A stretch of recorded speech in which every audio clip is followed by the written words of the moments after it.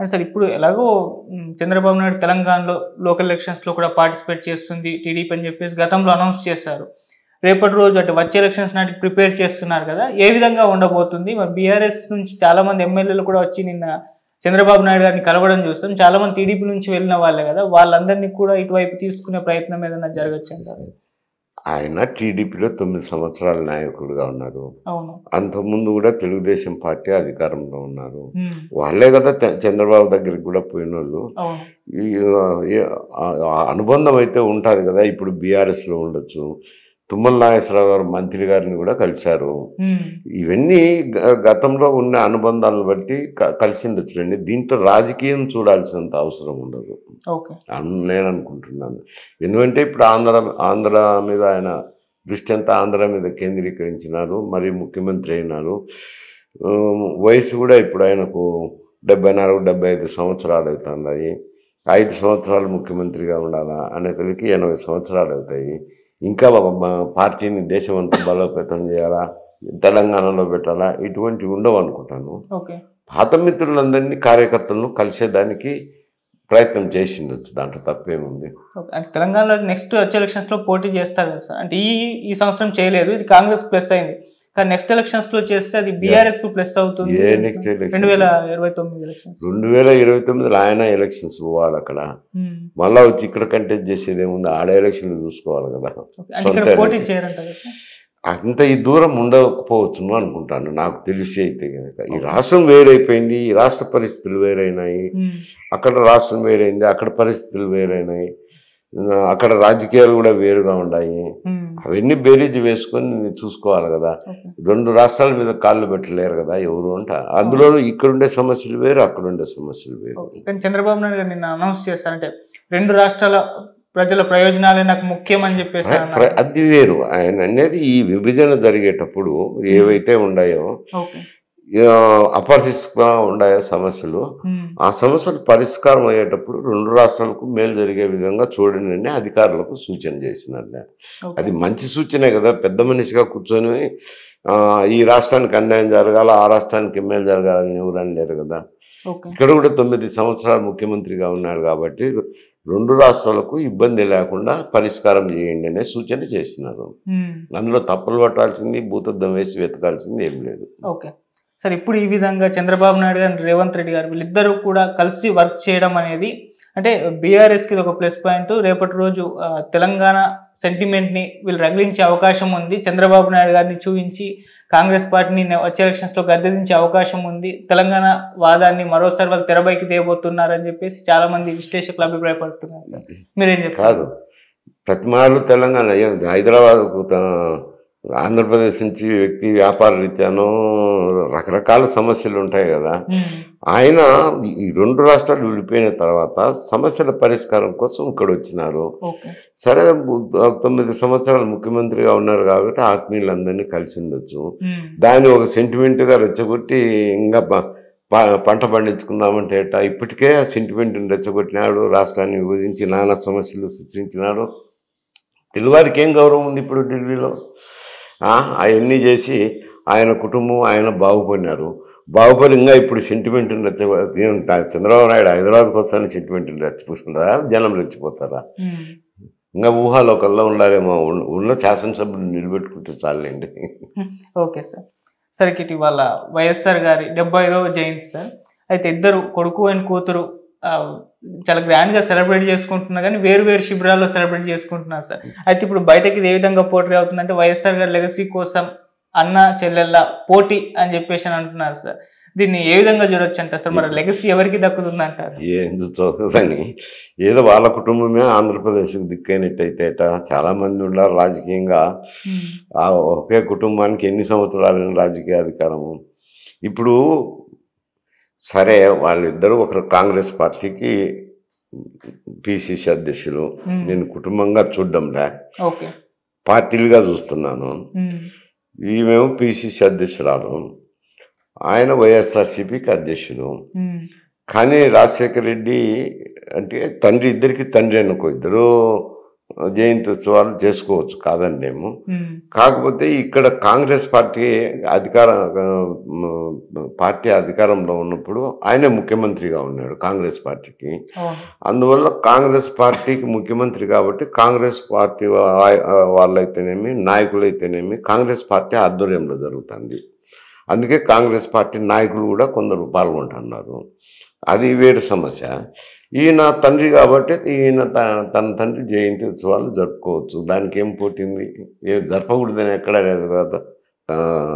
కొడుకు కూతురు ఇద్దరు సపరేట్గా జరుపుకోవచ్చు. ఇప్పుడు ఇద్దరికి సరిపోదు. ఆయనదే జరుపుకుంటారు, ఈమె పార్టీ వ్యవహారంగా చేస్తుంది.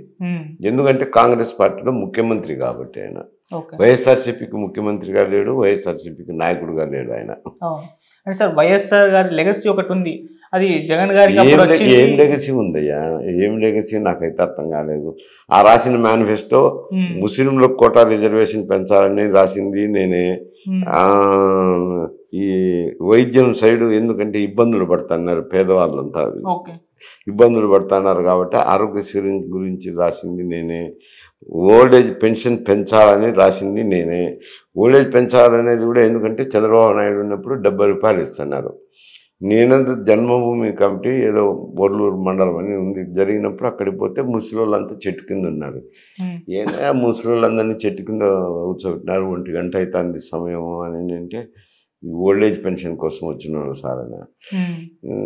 మరి ఎందుకు ఎండలో పెట్టినది ఇచ్చి పంపించవచ్చు కదా అంటే వాళ్ళు పోతే మాకు ఎవరు ఉండరు సార్ అని. సరే మీకోసమని వాళ్ళని పెట్టుకోవడం, ఇచ్చి పంపించండిలే, 1 గంట అవుతుంది, ఎంత 70 రూపాయలే కదా వాళ్ళకి ఇచ్చేదని. మళ్ళీ ఒక ఎండిఓను అడిగాను. అంటే కొంచెం ఆయన ఇంటెలిజెంట్, నాన్ కరప్ట్, కొంచెం విజ్ఞానం ఉన్నాడు, పొలిటికల్ నాలెడ్జ్ ఉన్నాడు. అడిగితే ఏమిటికయ్యా అని అంటే, సార్ ముసలిళ్ళకు ఛాందసం ఎక్కువ, ఆకు ఒక్కో పొగాకు వేసుకోవడము ఏంటో ఇటువంటివి ఉంటాయి సన్డ్రై యాక్టివిటీసు.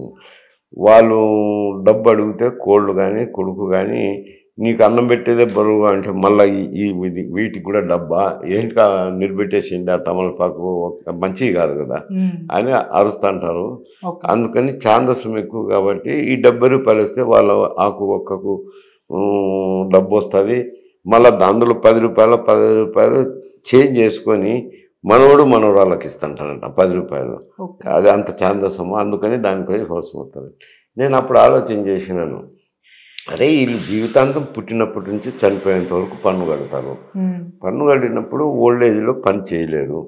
చేయలేనప్పుడు వాళ్ళకు అంత ఊతం ఇస్తే మంచిదే కదా అని చెప్పి నేనేం చేశానంటే 70 రూపాయలు ఏంది అని అప్పుడు 500 రాశాను మేనిఫెస్టో సబ్ కమిటీలో. 500 రాస్తే రోసే గారు పిలిచి, అయ్యా 500 అని అంటున్నావు, రెవెన్యూ కావాలి కదా ఇచ్చేదానికి, ఇప్పటి మాదిరి బుద్ధి పుట్టినట్టు హామీలు ఇచ్చి రెవెన్యూ లేక అప్పులు చేసింది లేదు కదా. అప్పుడు బడ్జెట్లో ఎంత రెవెన్యూ వస్తుంది దానికి తగ్గట్టే అప్పులు చేయాలా, ఆ రెవెన్యూ చూసుకొని కూడా పథకాలు అమలు జరుపుకోవాలి అని 200 రాయలేనని. ఏం మేనిఫెస్టోలో పెట్టుకొని అంటే మళ్ళీ నువ్వు బయట చెప్తా అంటావులే, కొట్టేసి నువ్వే సంతకం పెట్టు అని నాతో కొట్టేయించి 200 రాయించుకొని సంతకం పెట్టించుకున్నాడు.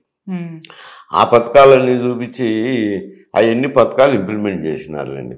అవి మేనిఫెస్టో కమిటీలో రాసినవి ఎవరికి బయటికి రావు కదా, బహిర్గతంగా. ఇంప్లిమెంట్ చేసినందుకే పేరు వస్తుంది కాబట్టి ఆ పేరు వచ్చింది. దానికి లెగసీలు బగసీలు అంటే నేనేం చెప్తాను. ఇప్పుడు సార్ వైఎస్ఆర్ గారి పేరు చెప్తే అటు షర్మిల గారు కానివ్వండి లేకుంటే జగన్ గారు కానీ ఓటేసే పరిస్థితి లేదంటారా? అంటే దానికి దీనికి సంబంధం ఏముంది? ఇప్పుడు అది Congress party vote bank Congress పార్టీకి ఉంటుంది. ఇప్పుడు ఆ పార్టీ విభజన చట్టం వల్ల నిస్తేజమైపోయింది. అది నాయకులంతా వెళ్ళిపోవడము, ప్రజలు కూడా ఫస్ట్ జరిగిన ఎలక్షన్లందు గ్రామంలోకి వెళ్ళి ఓటు అడిగితే తిడతా అన్నారు, ఎందుకు విడగొట్టి మళ్ళా వచ్చినారే అని. అంతటి అసహ్య భావం ఉన్నది. 2వ ఎలక్షన్ కంటే కొంచెం తగ్గింది. ఈ ఎలక్షన్కి ఏమైందంటే నాయకులు గీకులు పోయి నిస్తేజమైపోయింది. అది ఈమె షర్మిలమ్మ గారు వచ్చిన తర్వాత కొంచెం ఏదో పుంజుకొని అభ్యర్థులను పెట్టుకోగలిగింది. 29కి ఆమె ప్రయత్నం ఆమె చేసుకోవచ్చు, కృషి చేస్తే కాంగ్రెస్ ఓట్ బ్యాంక్ కాంగ్రెస్కి వస్తే ఆల్ ఇండియా లెవెల్లో మొత్తం ఎక్కడైనా కానీ దేశం కాశ్మీర్ నుంచి కన్యాకుమారి వరకు కాంగ్రెస్ అంటే హరిజనులు ఓట్ బ్యాంకు, మైనారిటీస్ కూడా వాళ్ళకు vote bank, sizeable vote bank కదా. ఆ ఓట్ బ్యాంక్ కాంగ్రెస్ షిఫ్ట్ అవుతే ఇంకా వైఎస్ఆర్సీపీకి ఏముంది? మరి అది గట్టిగా పని చేసుకోవాలి. పని చేసుకున్నప్పుడు ఆ కాంగ్రెస్ ఓట్ బ్యాంక్ కాంగ్రెస్కి వస్తుంది. కానీ ఆ విధంగా చూడాలి, ఆ కోణంలో చూడాలి, కానీ ఇంకొక కోణంలో చూడకూడదు. వైఎస్ఆర్ గారు అభిమానులందరినీ కూడా షర్మిల గారు తన వైపు తిప్పించుకోవడానికి అది నాయకులు ఎవరో ఉండొచ్చులేండి. ఆయన వల్ల లబ్ధి పొందిన లాభం పొందిన వాళ్ళని మాట్లాడచ్చు. నేను చెప్పేది ఓట్ బ్యాంక్ వాళ్ళ వల్లనే ఓట్లున్నాయని అనుకోవద్దు దయచేసి. మీరు ఇప్పుడు నాయకుల చేతుల్లో ఓట్లున్నాయని అనుకోకండి. ఓటర్లు వాళ్ళ కొద్దీ వాళ్ళు నిర్ణయాలు తీసుకుంటున్నారు. వాళ్ళు ఇద్దరి దగ్గర డబ్బులు తీసుకునే వాళ్ళు స్వతంత్రంగా ఓట్లేస్తున్నారు. వాళ్ళ అభిప్రాయాల ప్రకారం అనుగుణ్యంగానే ఓటేస్తుంటారు. అందువల్ల నాయకుల చేతిలో ఓట్లున్నాయని అనుకునేదానికే లేదు. కాకపోతే వాళ్ళ నాయన వల్ల లబ్ధి పొందిన వారిని పార్టీకి రాని ఆహ్వానించడం అది వేరు. అది లెగసీలు కాదు. వాళ్ళ తండ్రి వల్ల లబ్ధి పొందిన వాళ్ళని పిలుచుకోవడము అంట. Okay sir. సరే, ఇటు వైఎస్ఆర్సీపీ పార్టీలో చూసుకుంటే ఇప్పటికే చాలా మంది రాజీనామా చేస్తారు. కేసీఆర్ నాని చూసాము, ఆలీ గారు చూసాము. అయితే ఇప్పుడు అదే లిస్టులో వైసీపీ ఫైర్ బ్రాండ్ అని చెప్పుకునే కొడాల నాని కూడా రాజీనామా చేయడానికి సిద్ధంగా ఉన్నారని చెప్పేసి అంటున్నారు. లాస్ట్ టైం ఆయన చెప్పారు, ఇదే నా చివరి ఎన్నికలు, ఇక్కడ గెలిచి ఆ తర్వాత పోటీ చేయను, మా ఫ్యామిలీలో ఎవరికన్నా ఇప్పిస్తానంటున్నారు. కాకపోతే ఆయన ఓడిపోయారు. మరి ఇప్పుడు ఆయన పోటీ చేస్తారా? రాజీనామా చేస్తే ఏ విధంగా ఉంటుంది సార్? ఆయన మహానాయకుడు కాదు. ఆయన నిలబడితే నిలబడచ్చు, సాధించుకుంటే సాధించట్టుగా ఆయన స్వతానికి సంబంధించింది. నేను పెద్ద కామెంట్ చేయదలుచుకోలేదు అంట. ఆయన పెద్ద నాయకుడు అయితే నేనేదో ఆయన గురించి చెప్పమంటే చెప్తాను. ఆయన ఒక ఎంపీగా ఉన్నాడు, వాళ్ళ స్పోక్స్ పర్సన్గా ఉన్నాడు, వీరాభిమానిగా. ఎవరిని బుద్ధి పుడితే వాళ్ళ వల్ల నోటుకొచ్చిందల్లా మాట్లాడినాడు. ఆయన గురించి నేనేం కామెంట్ చేసేది. అంటే వైసీపీ ఉన్న ఇప్పుడు ఈ సిచ్యువేషన్ లో వాళ్ళంతా క్యాడర్ ఒక చోటికి గట్టిగా ఫైట్ చేయాలి, కానీ రాజీనామాలు చేసుకుంటూ వెళ్ళిపోవడం ఏంటి అని వైసీపీ అభిమానులే క్వశ్చన్ చేస్తారు. కాదు, ఎవరి అభిప్రాయాలు వాళ్ళ వయసు ఉంటుంది, వాళ్ళ రాజకీయ ఇబ్బందులు ఉంటాయి, ఆర్థిక ఇబ్బందులు ఉంటాయి, రకరకాల సమస్యలు ఉంటాయి కదా. అది ఎవరి నిర్ణయాలు వాళ్ళు తీసుకుంటారు. Okay sir, thank you so much sir.